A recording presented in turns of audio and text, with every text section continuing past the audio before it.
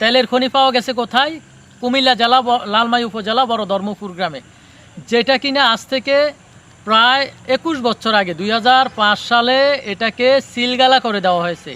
কে সিলগালা করেছে, কিভাবে করলো, কোনো প্রকারের তদন্ত অথবা কোনো প্রকারের ব্যাখ্যা আমরা কুমিল্লাবাসী শুনতে চাই না। যেভাবে এটাকে অতি দ্রুত এটাকে আবারও পুনরায় চালু করা যায় সেটাই দাবি আমাদের কুমিল্লাবাসীর। অবশ্যই বাংলাদেশের যে প্রান্তে থেকে আছেন বেশি বেশি করে ভিডিওটি শেয়ার করবেন। এই ভিডিওটি শেয়ার করার মাধ্যমে বাংলাদেশের আশাবাদী আমরা কুমিল্লাবাসী আশাবাদী। বাংলাদেশের বিভিন্ন জায়গায় এখনও অনেক জায়গায় এমন কিছু রয়েছে যেখানে তেলের খনি রয়েছে, গ্যাসের খনি রয়েছে, এইগুলোকে সিলগালা করে দেওয়া হয়েছে, সীসা গলিয়ে মুখ বন্ধ করে দেওয়া হয়েছে।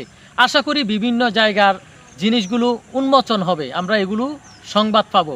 বেশি বেশি করে শেয়ার করবেন। কুমিল্লা যদি তেল উত্তোলন করা হয় শুধুমাত্র কুমিল্লা উন্নত হবে বিষয়টা এমন না, পুরো বাংলাদেশ উন্নত হবে, উপকৃত হবে পুরো বাংলাদেশ। বেশি বেশি করে শেয়ার করবেন। আর কুমিল্লা জেলা লালমাই উপজেলা বড় ধর্মপুর গ্রামে যে তেলের খনি রয়েছে এটা বর্তমানে কে কে জানেন আর পূর্ব থেকে কারো জানা আছে কিনা অবশ্যই ভিডিওর কমেন্ট বক্সে জানিয়ে যাবেন।